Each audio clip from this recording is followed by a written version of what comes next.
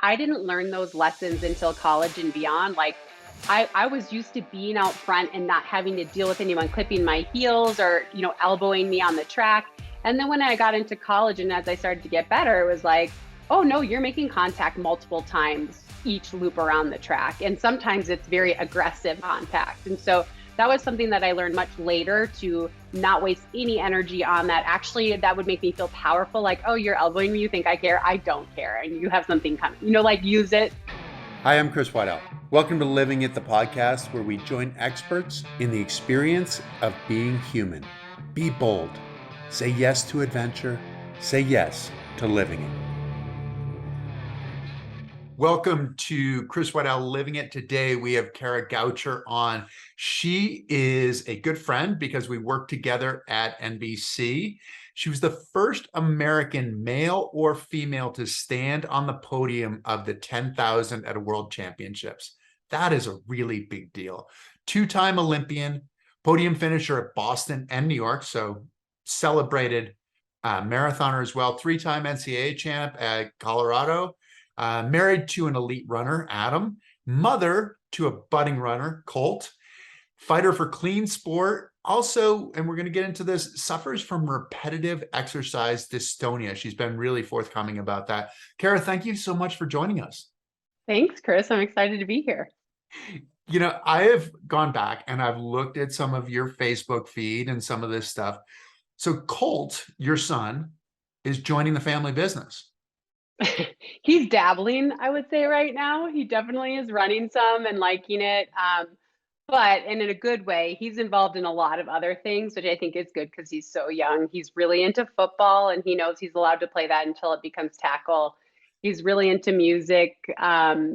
He has tried out for like every little thing he can with music this year, which is killing me because he has to be at school so early. But so yes, he's definitely into running, but it's not his deep love yet, which I think is good because he's pretty young for that. So he's an apprentice, let's say, Yes. as opposed to really joining the family business right now. Yeah. He still has like 1 foot in, 1 foot out. He's not officially in yet. Not officially in, but it sounds like he's taking it pretty seriously. What is that like for you? Because running is such a huge part of your life, such a huge part of Adam's life. I mean, in a lot of ways, it's kind of the culture through which you see a lot of the world, right? Because runners are a little bit different. How is it now having a next generation? And you have a lot of answers, but at Yeah. the same time, you probably have a lot of questions too. It's kind of like the happiest thing that's ever happened to me in my relationship with him, and also the most terrifying because I just want him to love it for a long time. Like, I'm 44 and I love it just as much now as I did when I first discovered it when I was about his age. And so I just don't want him to feel pressure or feel like any performance requirements. I just want him to be like lost in his body and that feeling.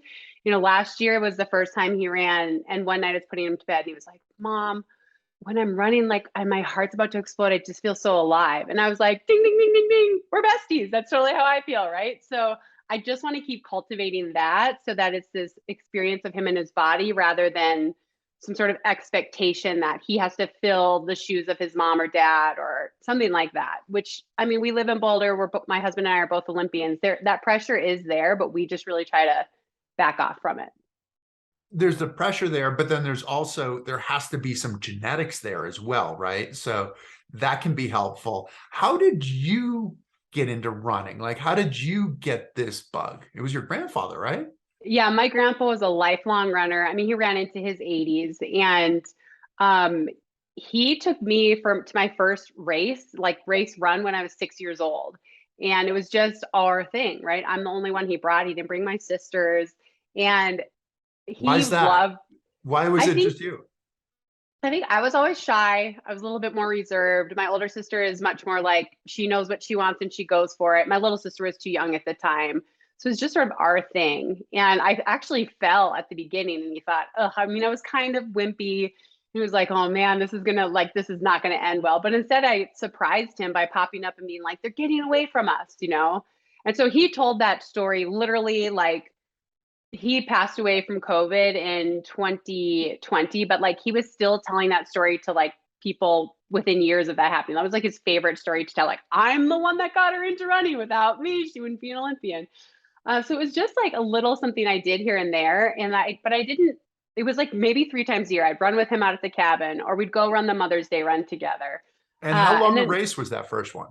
it was just a mile. Just a mile. Yeah. Okay. And, Which a I mile would when you're go, 6 is a long way though. oh, it is a long way. Yeah. Like I started running these little races that were like a quarter mile, be me against the boys. And I'd be like in my kids. Like I had no idea what running shoes were or anything like that. And then in 7th grade was the first time I joined organized running. And that's when I was like, my world was like blown that you could meet as like a sport and practice and you'd get to run, every day. And I thought that was amazing. That's Which when I fell hard. Yeah, which which is interesting because I think that there are definitely other people in other sports who are like, oh, you're going to make us run now. totally. Totally. You're And I like, mean, I get to run? Yeah. oh yeah, I did all sorts of sports. I came from, my mom was remarried for a lot of my childhood, and my step siblings were very athletic. My older sister is very athletic. So is my younger sister. So I came from this family that was like always going to tournaments and all this stuff. And so if you name a sport, I've probably tried it, but I really was just not good at anything. And so I played all the sports and I did all the things, but running was the first time where like I didn't have to think about where I was planting my ski pole. I didn't have to think about the way I was holding my racket. I could just do it and let my lungs be the guide. And so yeah, what other people find as torture, I found like super freeing. And when you started, was it cross country? Was it track or was it all of the above? It was cross country. So I ran for my middle school. And at the time, and I think this is still how it is, but in Minnesota, they were having budget cuts. So a lot of middle schools were losing sports.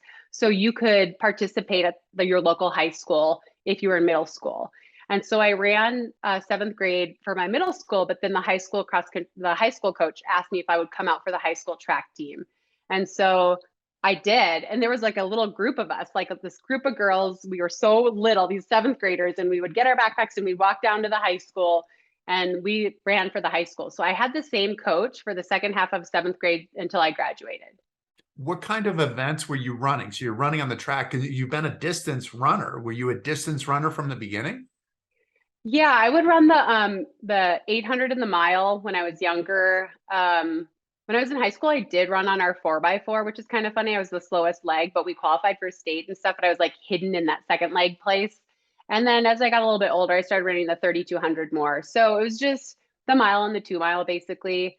And you know, I loved it. I loved it so much. Then the 2 mile was always my favorite event. The further you could go, the better it was for you.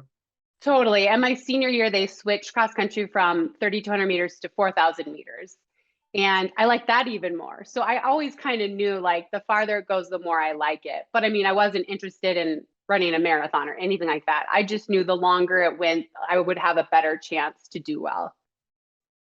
How does that work? Because cross country events, like I've watched, I think the cross country, the start of a cross country race is one of the scarier things that I've seen, where there's just this gigantic line of runners and everybody goes out so hard and probably goes out harder than they really should. So it's this mass start craziness.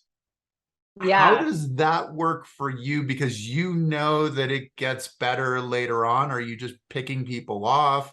What's the mentality? I gotta say, back then, I didn't have confidence in that way. Like when I got to college, that's how I started to run. Like when I won the NCAA cross country championship at the mile, I was in 100th place. And then I ended up winning because I was confident that they're going to slow down and I'm going to swoop by them. But I didn't have that when I was younger.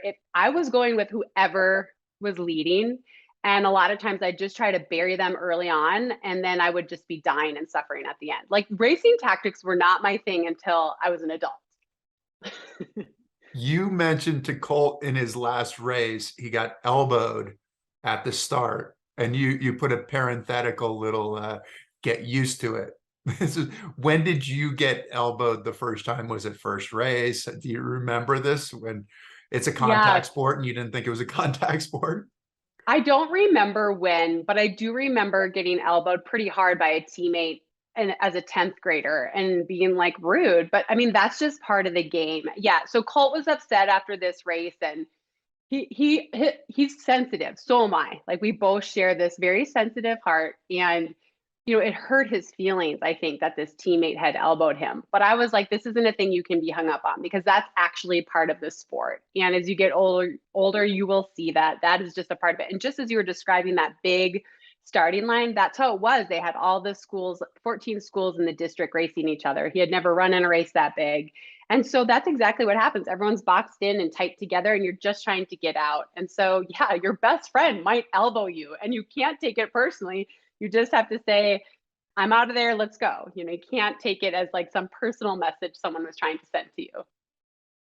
Because it hurts, and the race is going to hurt, and then the emotional hurt.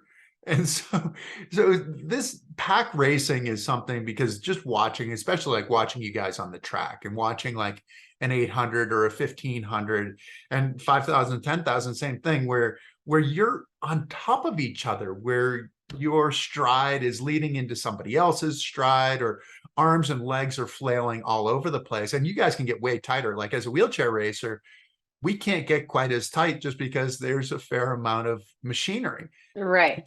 Keeps you separated from other people. That mentality, is that something that you look at him and go, okay, look, this is how this works. This is how you absorb it mentally and make it work for you, because you kind of have to, either it's going to defeat you or it's not, right? Totally. I think, he's still so young. Like, I didn't learn those lessons until college and beyond. Like, I was used to being out front and not having to deal with anyone clipping my heels or, elbowing me on the track. And then when I got into college and as I started to get better, it was like, oh no, you're making contact multiple times each loop around the track. And sometimes it's very aggressive contact. And so that was something that I learned much later, to not waste any energy on that. Actually, that would make me feel powerful. Like, oh, you're elbowing me. You think I care? I don't care. And you have something coming, like, use it. But he's just a little young to think about that kind of stuff yet. And, like, if he pursues it, I will bore him to tears with all of my advice on mental preparation and all those things. But right now, he's just running hard, and his heart's pumping and his lungs are going. And it's, he just like wants to do the best he can, but he doesn't want to get in that deep, especially with mom. Well, I mean, but mom does have a wealth of knowledge. So when he wants to tap into that, I'd imagine it's going to be great for him. In college, you were doing both cross country and track. Does track become more important then? Did you start thinking about, hey, I go from here to the Olympics, or I'm going to stick with cross country and go to the road racing kind of circuit? Or do you both do both, really? Yeah, you do both. I mean, I really struggled my first couple of years of college. I was away from home. I had a lot of injuries. I was like really questioning myself if I was as good as I thought I could be. And then when things started to roll, a little bit later, like my end of my sophomore into my junior year, it got Why better. did they But start to roll? um, honestly, I had like a compartment surgery. I had all these lower leg issues and stress fractures, and then I have like no calves at all, but apparently they were overdeveloped for the body that I have. And so it took like a year to get it diagnosed. But then when they released that sheath, I honestly felt like I was cheating, because I could run so hard without having lower leg pain anymore. And so I was finally able to stay healthy, and like I qualified for nationals as a sophomore and surprised everyone, including myself, and got second. And that's when in the 3000, and that's when I started thinking like, oh man, like maybe I'm not crazy. Maybe I am good. So it was important to like do really well on the track, but also it's important to do well in cross country, because cross country is everyone together. So it's like a mental toughness. The courses are different. The courses are hard. The weather is harsh. And so whoever wins NCAA cross country, it really does send a message. And so that was very important to me that I won that. And plus my husband had won it. And so like there was a lot of motivation to like follow in his footsteps and to be as good as he was. So they were both really important, but I knew that the goal was to get a contract, and the contract would lead to track. Is it the mental toughness that is the most important part for you? Is that sort of what captures you for for running? And then also, were you guys dating back then? So we started dating, when did we start dating? We started dating in the spring of 2000. And so that was my junior year of eligibility. So that was also an Olympic year. So I had qualified for the Olympic trials and Adam had as well. And then he made the Olympic team.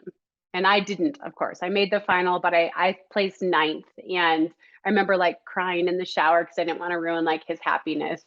But so that was like also just a good experience of like, okay, I want to be at this level. I want to be at, like in 4 years, I want to be making this team, which isn't even close to what happened. But that was a great experience. But the mental side, so the mental side has always been my best friend and my worst enemy. I've always doubted myself. I've always had a hard time, not like my old therapist used to say, you could get a degree in future think. Like I'm always thinking about all the horrible things that might happen instead of just being like present in my body. And so that was always like when I was really working on that, I saw it as my biggest strength. But a lot of times it was my biggest weakness. And I would like the race would be over before the gun even went off. It is interesting. That's a because it does feel like preparation, like what might go wrong, what could go wrong. I mean, they talk about like this is one of the issues for like lawyers, right? Is that they've got a plan for every possible contingency that can happen, and why it's so emotionally exhausting. Emotionally exhausting is not necessarily a great way to run fast, right? How Yeah. did you get over that? How did you get into yourself and just say, oh, I'm just fast and I'm going to take it as it comes?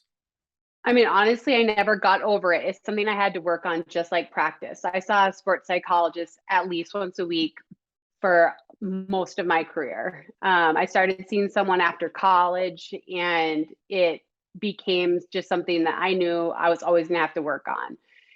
I would have moments in practice where I was like, I'm the king of the world, but then when it really came to race day, I was like, I don't belong here. My parents weren't like professional athletes. I grew up eating spam. Like I never even ate a vegetable till I went to college that wasn't canned. So I would just have all these thoughts of like, I don't fit in. And so I really had to work on that. And for me, the biggest thing that helped me was like really just being in my body in that moment and just focusing on myself and not worrying about what anyone else looked like, felt like, was doing. Like I have my own preparation. And the more I focus on that, the better I did in competition. As someone who has gone through such, trials and tribulations on the mental side, had a therapist, et cetera, do you have all of the answers, but not necessarily all of the answers for yourself? Like, great person to give advice, but not necessarily always able to take your own advice. Oh, I'm the worst. And that's so funny you bring that up because I have a lot of athletes that come to me privately and ask me about stuff. How did you handle this? How did you handle that? And I'm like, just like a sensei telling them. But then when it comes to me, I'm like so self-sabotaging, right? So I think that's just like the curse of whatever with me, right? Like I can see very clearly other people and how they're what they need and how they need it. But for myself, then when it's me, I'm like, but I actually don't know. I actually am from Minnesota. I actually did just grow up on spam. So yeah, it's like, you're always like the last person to take your own advice. And that's me 100%. How did the 10,000 at the World Championships happen? Obviously, there was a build up to this. It didn't just happen. I mean, three-time NCAA champion, but at the same time, that's to be historic, to be the first male or female to be on the 10,000-meter podium, which in some ways is an American thing, but in some ways it's like almost historically we kind of look at it and think, well, that's sort of for like the rest of the world. What how did you get there? And I want to know what that day was like. Okay, well, it changed my life in a moment. But I even heading over to the track, I wasn't thinking I was going to be on the podium. My coach at the time had had a heart attack like just a month before. I was so grateful he was alive. I had this sports psychologist who I was working with at the time. And I mean, fast forward, we end up like having a horrible relationship, but whatever. At the time, everything was good.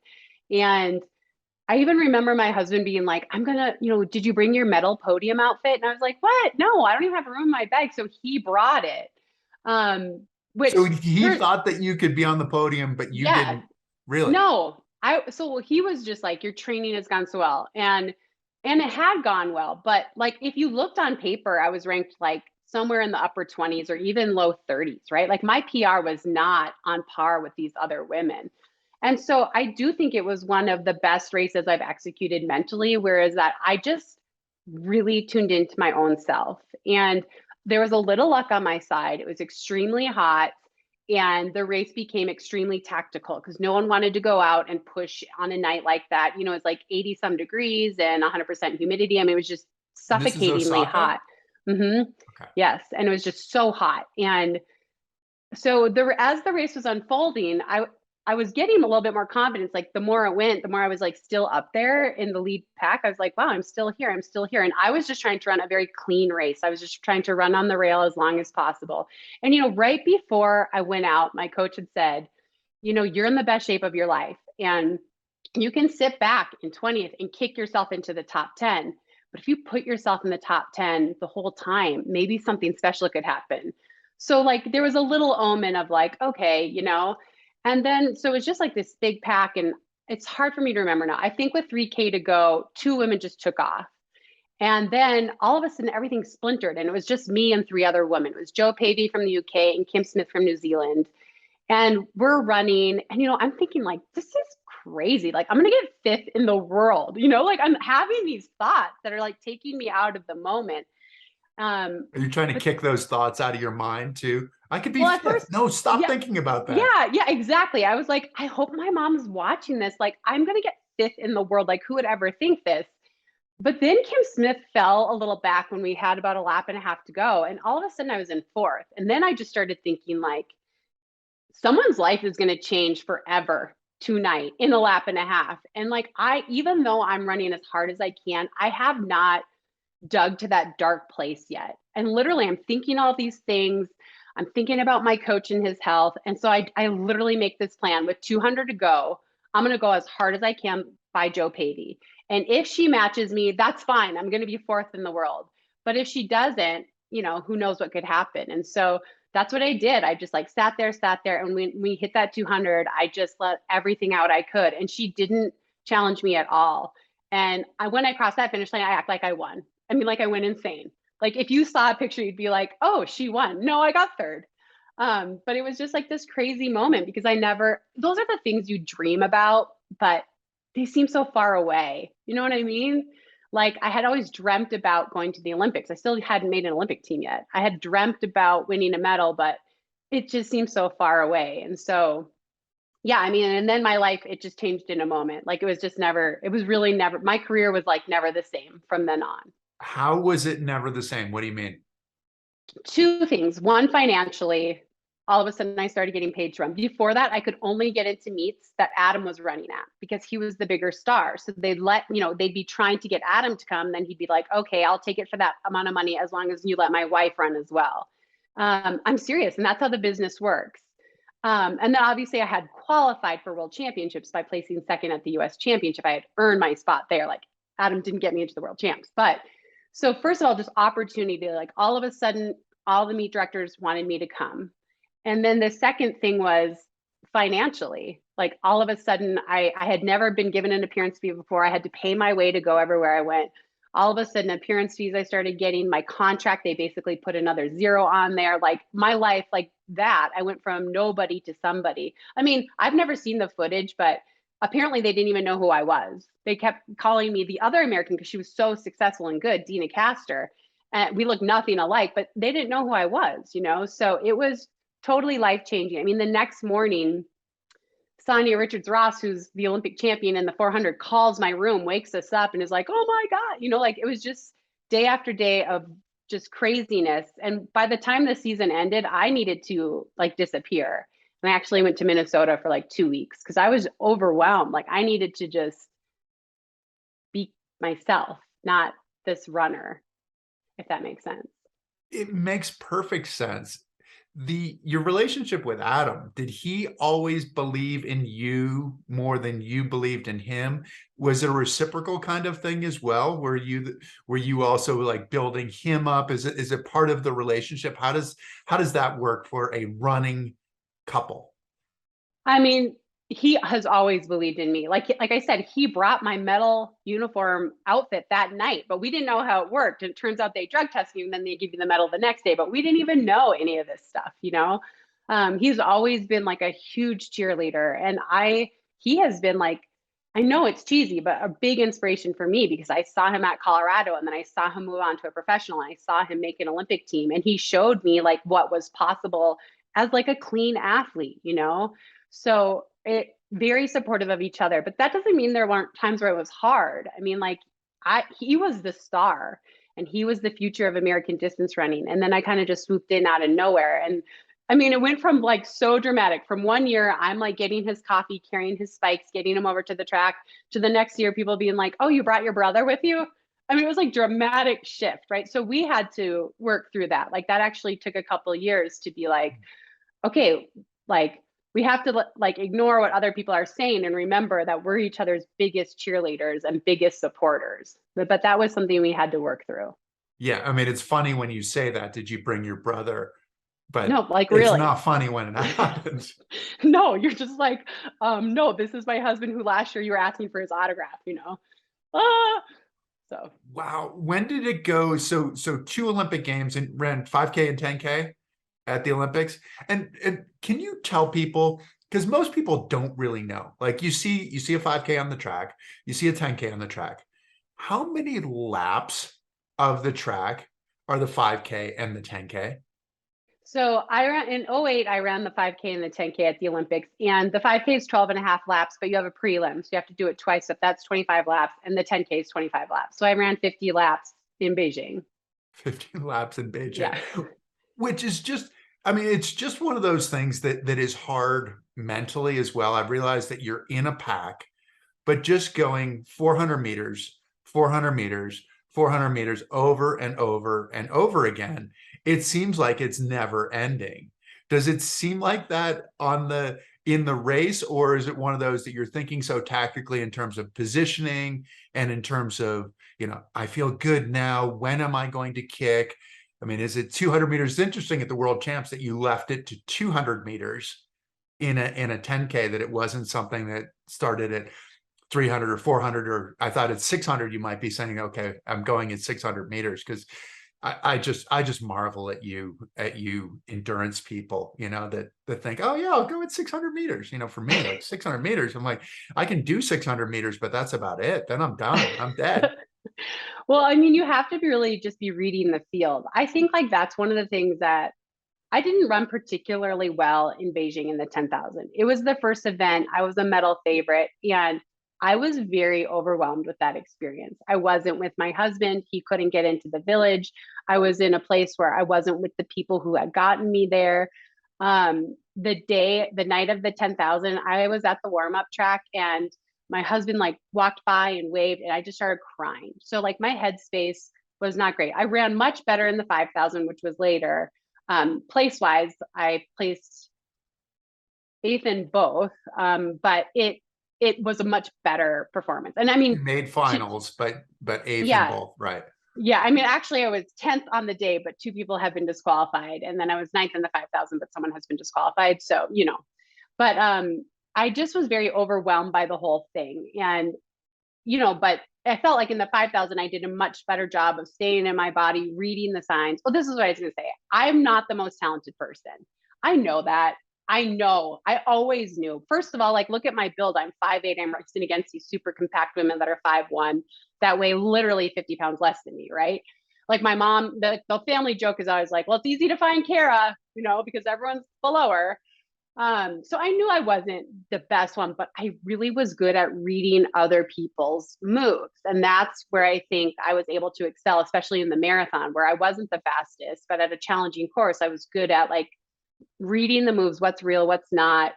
So I feel like that was where my skill set was. So Yeah, and the 10,000, I kind of got blown away. I thought it was going to go a very different way, and it ended up being like a screamer from the gun, and that really, really caught me off guard.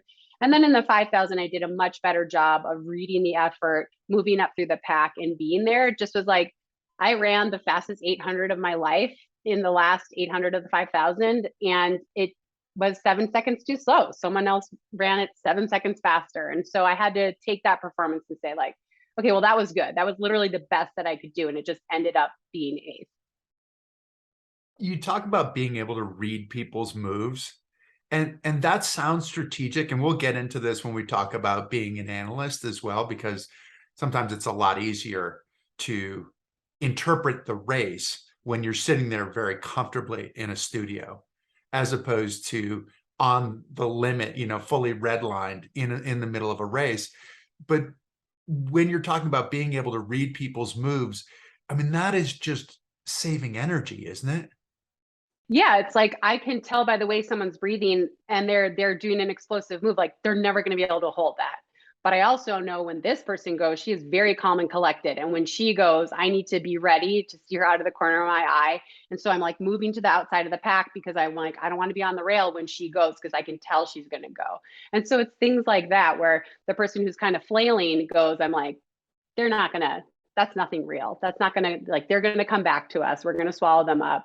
I don't need to worry about my position yet. But so it's like it's difficult because you're trying to be within yourself, but you're also trying to, and especially those races like the Olympics and the World Championships, they become so tactical because there's no pacer pulling everyone out. So you really have to be able to, you could be the fastest person in the race, but if your tactics are horrible, you're going to get buried. So those are the races I liked because I felt like I actually had a shot rather than when I would be racing in Europe and people would just be running crazy fast times. I'd be like, all right, I'm just going to hang on and see what I can do today. But I knew I'm not going to win this race.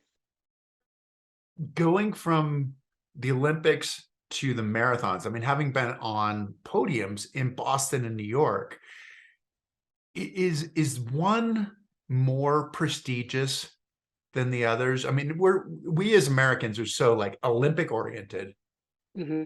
but then like I grew up in Massachusetts, and so Boston was it, right? And that came from the modern games, right? They had the Olympics in Athens in 1896, and on the boat ride home is when they decided that they were going to do the Boston Marathon the following year. Does one rank higher for you in prestige, or is it like it fits you better, or how does that work? Yeah, I think definitely the public's perception would be, I ran the Olympic marathon in 2012 and that would be the highlight. But for me, no, it is a Boston or a New York. It's the history, it's the fact that it's not every 4 years, it's every year the best people are running this. So the standard is so high. And we're not capping teams at three athletes per, only three Kenyans can run Boston this year. Only three Ethiopians can run Boston this year. It's like if you're running well, you can come. We don't care how many Ethiopians are coming or Americans or whatever. I also ran the World Championship marathon, and so I loved running the World Championship and Olympic marathon. Running the World Championship marathon really helped me be ready for what the Olympic marathon would be like. But for me as a marathoner who like lived it and breathed it for, I don't know, like 7 years, those races, the majors are the ones that like I would have traded an Olympic medal to win New York or Boston for sure. I don't have an Olympic medal to trade, just so we're clear, but I would. Hypothetically, if you Yeah, had one, yeah, you if I would had trade one. it. Yeah, for sure. Is there any kind of different mentality of showing up at like a world championships or an Olympic marathon, where if you go to a regular marathon, even at Boston or New York, I mean, you have tens of thousands of people who are running that race. Obviously, you are not seeing any of those tens of thousands of people other than getting to the starting line. You're not, if you see any of them afterwards, things have gone horribly badly. Right. But is it a little bit weird when you kind of are in a marathon and it's a marathon of 30 people or something like that? You look at it and it's just this pack, just this small little group that's going all this long way. Yeah, it is weird. That's why I'm so glad I was so glad I ran the World Championship marathon in 2009. It had to be 2009. Yes. Um, and that opened my eyes because you're lining up as just like this tiny little group of people. And you're like, wow, we're about to go duke it out for 3 miles. And there's like, it's just a little group of 40 women, or, it seems so small. And also just like everything about the race is different. Like at the majors, the water bottles are stretched out, only 3 people per table. But at the world champs, the tables are back to back to back to back, and all the Americans are at one tiny table, right? And so like when you go for your water bottle, it's like roller derby, like people all over and people are throwing stuff and it's totally chaotic. So I'm glad I did that because I felt like I was more prepared to run in London. But there's some of about that that's like the prestige and everyone's really watching you. Like all the people out there aren't there to watch like their sister that's going to be coming 2 hours later. They're there to see you, which is fun.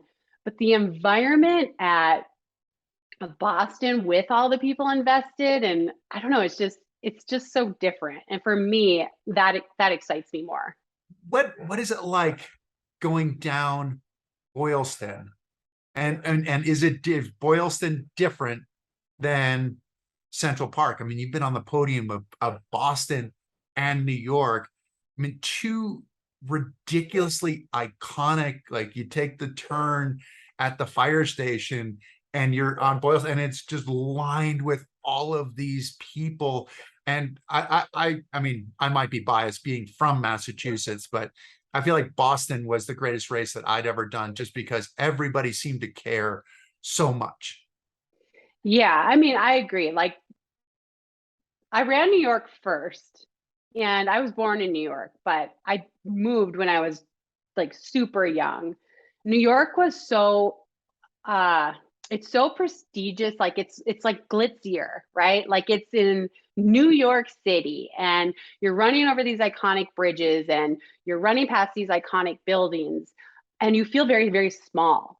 Like everything is so big around you. You feel small. You're running this tiny little pack across the Queensboro Bridge. You're doing all these things. And when I was the first year I ran it, when I got third, I was like suffering. That was my first marathon. And I remember thinking, like, I have to drop out. I cannot take this another second. But I would look to the side and there was so many people deep, like, where would I even go? And so, I mean, I'm glad I finished, obviously. But it was really hard. The thing that I loved about Boston was, first of all, you're running through neighborhoods, which to me made it feel, I want to say safer. I want to say more like a training run, more like a hard training run, more like the way I grew up running. So something about that was very comforting to me. And then the way everybody knows the marathon. I mean, everybody knows the history. And I think that's one of the things that I loved about it was just all the history and all of the performances and the city, the people, they know all of that, right? And so there was something about that that was a little bit different. Running down Boylston Street for me the first time I ran there was totally heartbreaking because I watched first and second get away, and I moved all the way to the side of the street because I thought maybe they'll tie up and they won't even realize I'm here and I'll be able to swoop by. But that did not happen. So, I mean, they're both amazing, amazing marathons. But I mean, obviously, I went back to Boston 2 more times. So, Boston, I had that bug of like, I need to go and I need to conquer this race. And it never quite happened, but I don't regret running there 3 times. I loved every experience. Conquering it means that you had to win it. Is that what you Yeah. mean by conquering? Yes. Yes. Yeah. Had to win. Had Didn't to happen. win because you were on the podium. And New York, one of the things that I always thought was weird is I remember doing the race and then one time driving to the airport and seeing that blue line as I'm driving to the airport, thinking I was on this road, like this Yes. road with nobody else, with no cars on this road, like major road. That's one of the interesting things. You talked a couple of times and you said it about Adam, that he was making it to the Olympics and he was doing it clean. How much does running clean? Because running is, in so many ways, it's like the purest of sports because Hmm. everybody can run. You can run, you can go for however long a distance, but with drugs, with technology, the purest of pure sports can get bastardized. Yeah. What do you want me to say? You want me to riff on this? Yeah, no, I mean, what, so yeah, so the idea of clean sport, what is, how did you, why is it so important to you, I guess, is really the important part. And I think really, let's just go with that. Why is clean sport so important? Because for me, I always knew I wasn't the best, but I wanted to see how far I could take it. And could I catch a lucky day? And could I catch an open window? And all of these things. But it was about, I know I'm going to find my limit eventually, but like, how far can I take that? The drugs part, it just makes me so sad. And a couple of my childhood idols, like when I found out about the history of certain things, devastated. I mean, like literally, Chris, I had Carl Lewis and Flojo and JJK, all those people of that generation that, I mean, they're not all dirty, but like Edwin Moses, people who I just idolize, that golden era. And ironically, they were all sprinters, and I can't even sprint to save my life. But when I started to hear stories about some of that, or Marion Jones, or even Lance Armstrong, it was just devastating, because what I love is seeing someone do something special. And you can't do something special every day that you step out there to compete. And that's what makes it so special when you do. And that, like those performances, I grew up being so inspired by and so motivated by. And to learn that some of them weren't real, it's so devastating. For me, and I mean, a lot of it's just the way I was raised, to think that I would do something to get faster that wasn't ethical. I just like feel shame right away, because I think about having to tell my grandpa, or him finding out, or my mom, right? I'm serious. Like, I just feel like that makes me want to throw up, that I would have to tell them that I took a shortcut. So, like, not everybody gets to be the best. I never got to be the best. I'm like the queen of third place. I never got to be the best at the highest level, but I love that experience. And not everybody gets to be. It's not like you're right to get out there and win, but it was worth taking. It was a journey worth taking, even to find out that I was third. And so I don't know, it just matters so much to me, and it matters so much to my husband. And I think together then as a team, it was like we just reinforced it to each other. There would be no pride in our effort. And when what we're doing with our lives, we're putting other things on hold to do this, and there would be no pride in it if we were taking any shortcuts. And so I don't know, it's tough to explain it, but it's just like a feeling inside of like, this sport, just what you said, is so pure. And I used to believe that. I used to believe like running is the purest sport. Everybody has a fair shot. And it's been really, really hard to learn that that is not true. There are so many different parts of this. So like in 2000, I competed in Sydney, and Rick Riley, who wrote for the back page of Sports Illustrated at the time, said, because I mean, we're an obscurity in a lot of ways. I mean, in Atlanta, I competed in Atlanta, and it was one of those where they said, oh, now we get our city back. Like, we want our city back after the Olympics had gone. And you're like, but we've been working so long to get here, like we want to be here. And Sydney was so embracing. But Rick Riley's article was about, then the real cheaters showed up. And there were some drug issues. There was a thing called boosting that some of the quadriplegics do, where they can get their heart rate up artificially. There was actually there was a demonstration basketball event that had intellectually disabled athletes, and the Spanish team ended up winning, and they had a team of like journalists and lawyers on the team. And so and there's a part of it that you think, okay, if something means enough, then somebody's willing to cheat. And so there's a backhanded kind of flattery on some level of like, okay, it means enough that people are willing to cheat. Okay, that's something. We've arrived somewhere. But I'm like you in the sense of, I want to believe in this spectacular, like, I feel like we as human beings, as the audience, I watch you compete, or I watch somebody do something that I never thought was possible, and I go, we did that. Mm-hmm. I didn't do all the work for it, but we as human beings did the work. And then denying someone the opportunity to reach the finish line first. when the drug test happens afterwards. And so somebody gets disqualified, but this is your grand moment. And you've Yeah, lost that grand moment, which to me is just like, I mean, that's the most heartbreaking thing, to deny somebody the moment of a lifetime by cheating. absolutely. And Yeah. that's what happened in '07 is, and Joe Pavey ended up fourth. Fourth is amazing, but fourth doesn't get you a big contract. Fourth doesn't get you a ceremony when you come home. Fourth doesn't get you magazine covers. And obviously, this is a smaller scale of being denied Olympic champion. But when they retested samples, they realized that the woman who had finished second had steroids in her system. It was just such a small amount, they couldn't have tested back in '07. And so we went to London and we stood on the proper podium spot. And so that was in 2017. So it's 10 years later.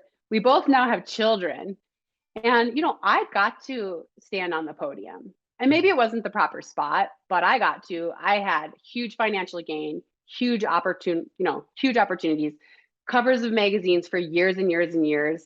And Joe should have had that too. And she didn't. And so that's the stuff that like I get so sad. Like even when the articles come about doping in other countries, or the ARD has done these programs, undercover programs, and then I start to think like all I ever wanted to find out was how good I was. And I actually don't know. And that's the kind of stuff that will like drive me crazy. It's like, yeah, I got eighth at the Olympics, but did I? Maybe I got third. Maybe I got fourth. Even if it is just eighth, I just want to know, because that was my goal, was to see how far can I take it.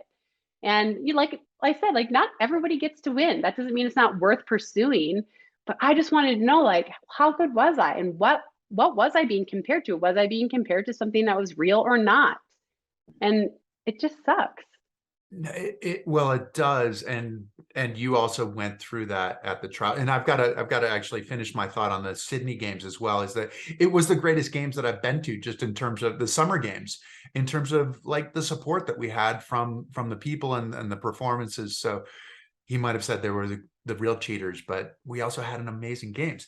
But I want to get to so it was the 2016 Olympic trials, and I didn't know any of this stuff until we were talking on the Boston Marathon coverage last year, and you were talking about the shoe technology and how much, and you said there was some woman that it was like 8% difference or something, like Yes, in performance. 8% and 8% difference in performance. That goes from like not even in the race to the To front of the dominating. race. Yeah. Yeah. So shoot. So this is like, I can get on talking about shoe technology. The rules have been rewritten now that they are allowed. But at the 2016 Olympic trials, I had never heard of shoe technology. That's not even like a thing that I thought was a thing. And there were shoes used in that race that were not declared or anything like that, that at the time broke the IAAF rules, which were that you couldn't have a spring-like device in your shoe. You could not have technology that wasn't available to everyone. And you couldn't have a device in your shoe that gave you an unfair advantage over your competitors. Well, we now know that was the Vaporfly, and there's been a bazillion tests, and the research is very, very clear that it gives you multiple minutes at the elite level in a marathon. At the time, I didn't know this. I was sort of like, I was in my late 30s. This was my last hurrah. I moved my family to Colorado so that I could have one last shot at making Olympic team, so I could live at altitude full time, so that my son could go to school and I could still pursue this dream. And at the time, I got fourth, and it was like so heartbreaking. But I lost to three amazing athletes. And even with the shoe technology piece, I will still say I lost to three amazing athletes.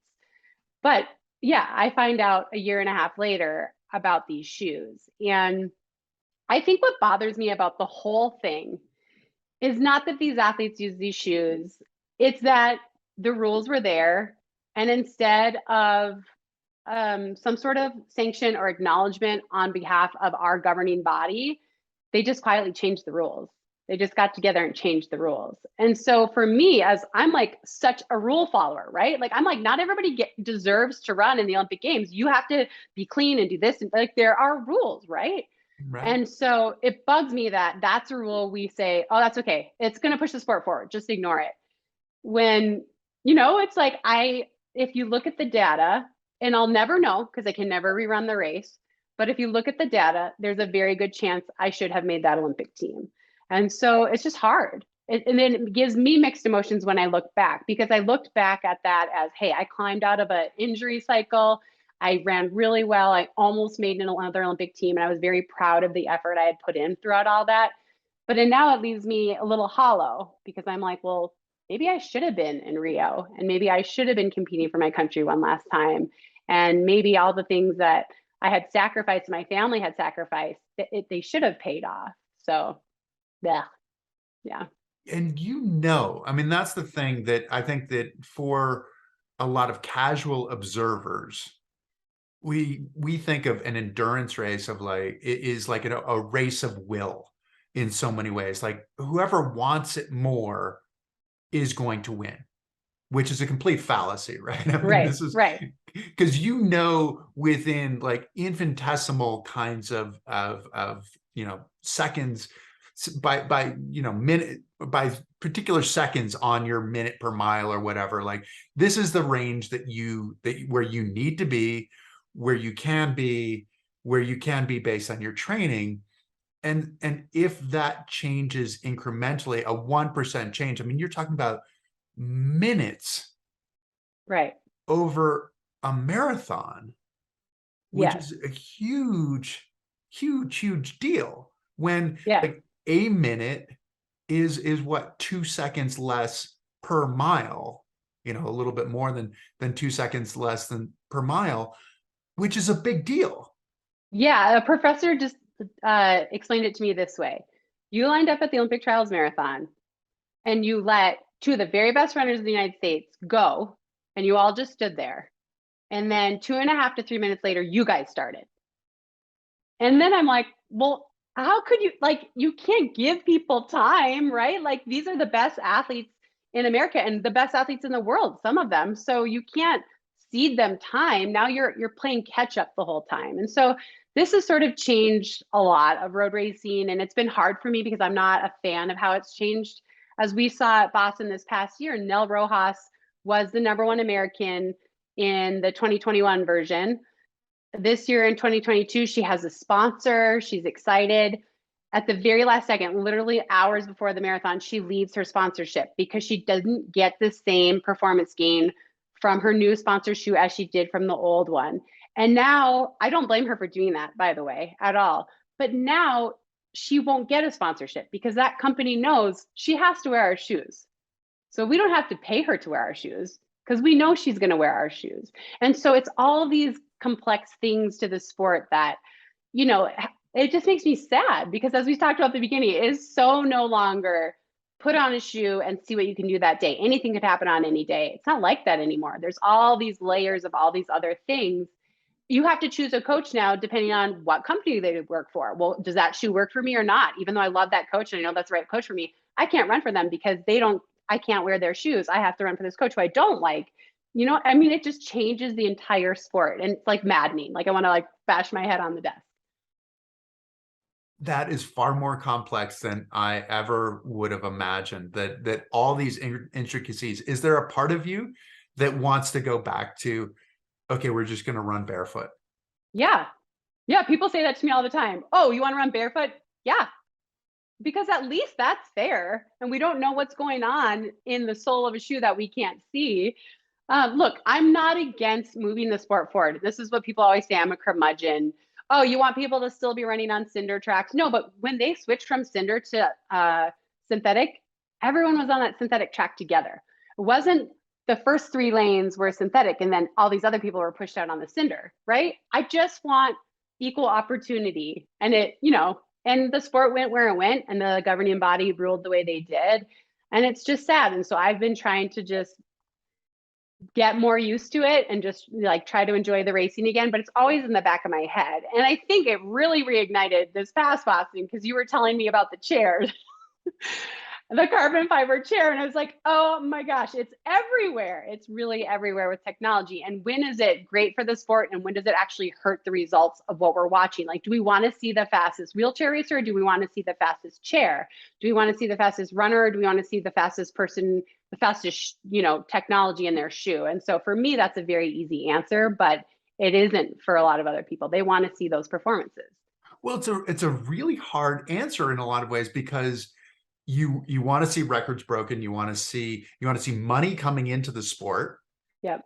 You want to see, you want to see television, you want to see news, you want to see people who are concerned. I mean, because this is a sport that is so near and dear to your heart. You want everybody to know about how cool the Totally. sport is and what that journey is.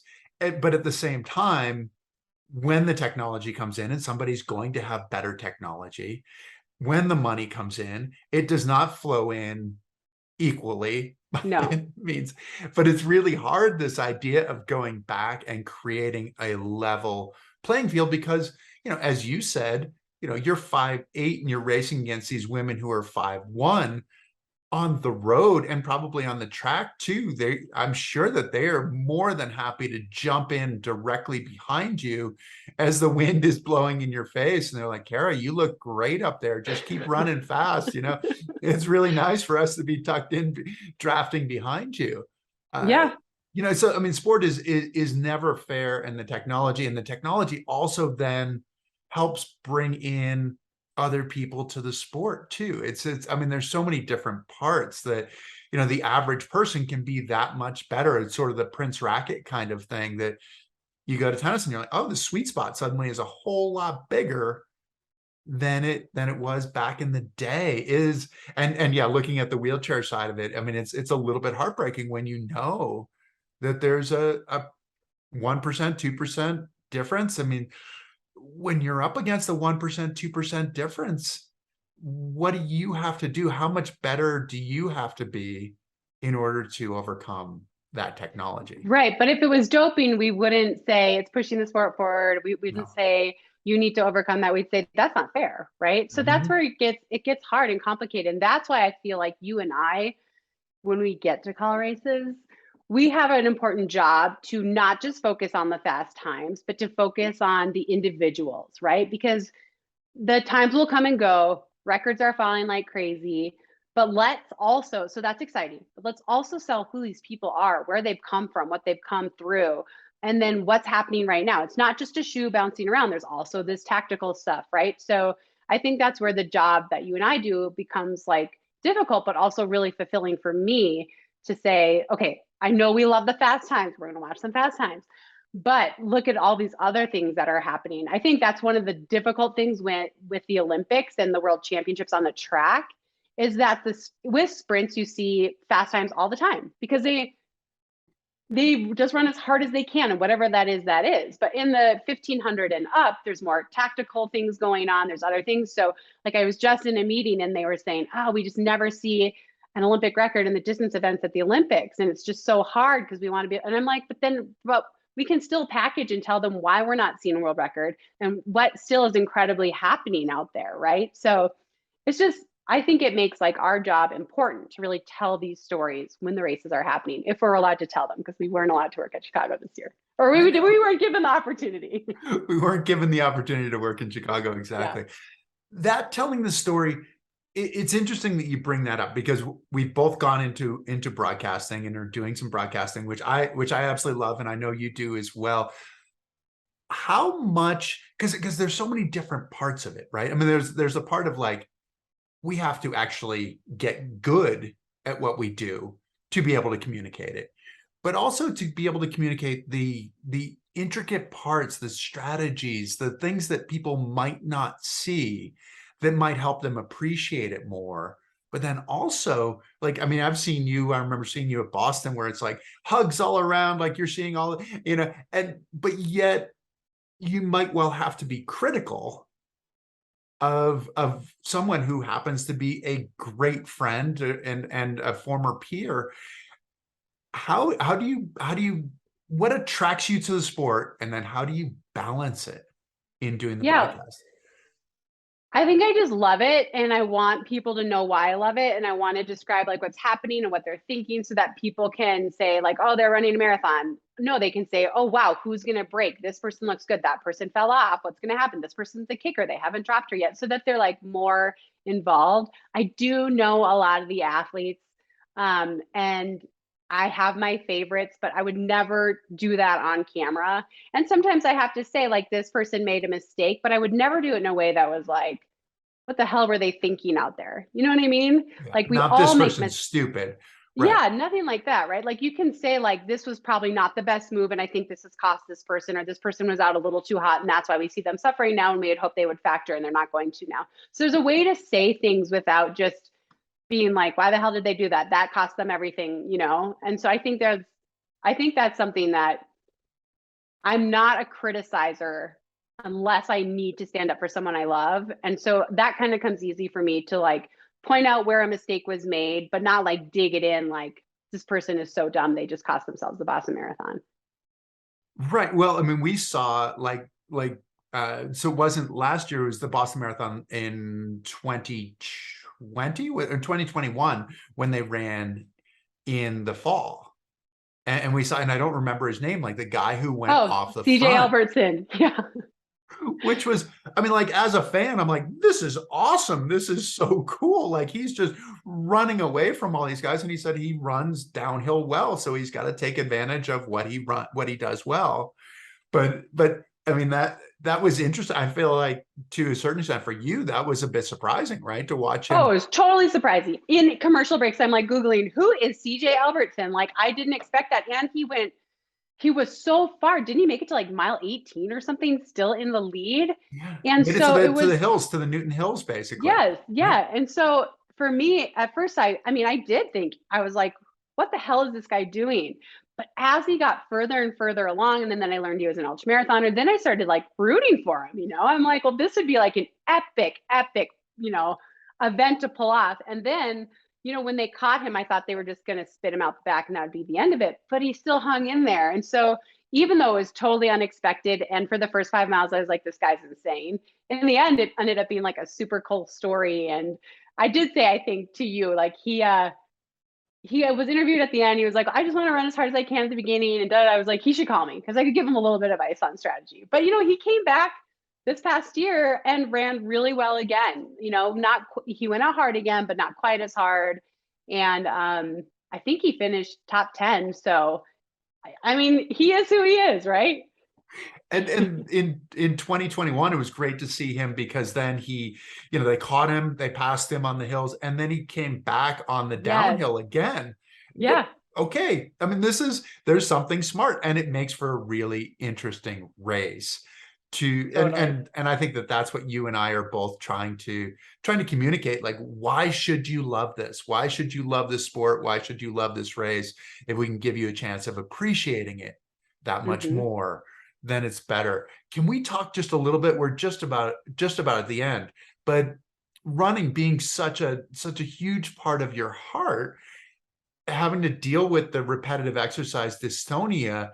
I mean, do you imagine, so like retiring from the sport, this is kind of the way that I imagined retiring from the sport, was that every day I went out would sort of be like a long Sunday run, you know, like that like long, easy, like, oh, everything feels good. Like you come home, you leave happy, you come home happy, like everything. Is that how you sort of imagine the kind of happily ever after of running, and then now you're confronted with this? Yeah, and you know, it was like that for a while. I had people taking me up to the mountains, showing me these incredible runs, all these things I had never done, like running on the Continental Divide. And so for a while, it was like that. Like, sure, I was saying yes to everything. Take me here. I've never been there. Let's go do that. And then, you know, I started to have all these weird symptoms, got scared, and then eventually was diagnosed with runner's dystonia or repetitive exercise or specific task dystonia. And it's been hard. It's been like there's been times where I'm really struggling and I have a hard time walking, which is where I'm at right now. I think I overdid it a few weeks ago. And so like my husband and I, before I sat down with you, we were walking the dogs and I'm like all over the place. And I really need like a little walking stick to help me. And it's like I'm just like, how in the hell am I here? But then a few weeks ago, I was feeling really good and I was helping a friend that was preparing for New York. I ran my fastest or my farthest run in almost 3 years. And so I'm still just sort of like learning this balance. But it's been hard to adjust to. And I know, like, in the scheme of life, being told you really shouldn't run anymore, it's not that big of a deal, but I just can't describe to you how it is such a big deal to me. And I running is like, it's the greatest gift I was ever given. It makes me feel better about myself. It helps me de-stress. It helps me, like, I'm a better mom, I'm a better wife, I'm a better employee. And I just love it. I love the fresh air. I love the freedom. And so it's been really hard. And I just had my diagnosis a year ago. And so I'm still really, really learning what I can and cannot do. What exactly happens? I mean, the idea of repetitive exercise, is this a result of having run for so long? And if it is, what does it do? Is it a neurological thing that Yeah, happens? it's a rare neurological disorder. So they don't know why it happens. A lot of people, it starts with a fall. I did take a really, really bad fall where I actually was unconscious right before my symptoms started. So I don't know if my symptoms were kind of starting and that's why I fell. Um, anyway, they don't know for sure, but your brain wires get crossed. And so for me, I don't have any control of my left leg essentially from the knee down. So I don't have confidence that it's planting. I can't feel. And so for me, it literally feels like I'm on like fresh Zambodied ice and my foot is just slipping on nothing. It's just not making contact. And so I have fallen numerous times because I literally have the sensation that I have not made contact with the ground and I'm falling, even though my foot has made contact with the ground. And so it's so hard and confusing. And like right now, I'm going through a rough patch, and even walking, I know that my foot is touching the ground, but I can't feel that it's touching the ground. I don't know that it's going to come through and land properly. And so the treatment is like, you can get a deep brain implant, which will like supposedly refires the neurons. And I'm not there yet because I've been able to manage it. I am on a medication, a Parkinson's medication, which has helped me, but it does have long-term effects that I don't want. So I know that I need to eventually come off of it. But the most common treatment is Botox, because when they put a needle in my leg to like measure how it's working, if they tell me flex, you can hear it. It goes right. All this, the neurons are firing. You can hear everything, and then they tell me to relax, and it just keeps going. It just doesn't stop.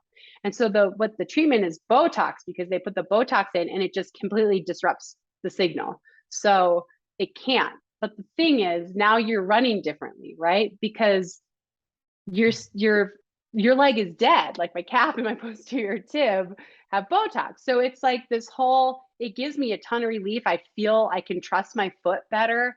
But it also, everything else has to work because my posterior tib and my calf have been cut off essentially. So it's just like this, yeah, this long process of knowing how much Botox is good for me, how much is too much, how much is good, or maybe this isn't the proper treatment. But you really have to give everything time. And that's what I'm trying to be patient right now and say, hey, this is a 2 or 3 year journey to figure out, where I can be. This is one of the greatest challenges, right? Because the thing that you did, the thing that you were really good at was working really hard Mhm. to get faster and faster. And then is that the thing that you can employ with this current situation? Is the dilemma in a lot of ways. Like, do you have to find a new solution to your approach to a physical problem that is, as you said, a physical, mental, emotional, spiritual, community-wise problem? And Mhm. that to me sounds like the biggest the biggest challenge. What can you tap into that you used as an athlete and that you've learned in your 44 years that kind of says, I can do this, I can be whole, I think, Mhm. too, is the big question, right? Yeah, I think like You and I are elite athletes. Like when I first had this problem before it was diagnosed, I was like, I'll just tough through it. I know my leg is there. I'm looking down. I see that my leg is there. And so I would push through it and push through it. And I had a friend I would run with, and he'd be like, Kara, this cannot be good for you. And that's just like the mentality of I'm just going to push through it. And I've learned that is not, I cannot do that. And so I'm trying to practice like the patience, right? Like I had long-term goals that were years out, and I had to have this patience. But the thing about feeling whole has been really, really hard for me.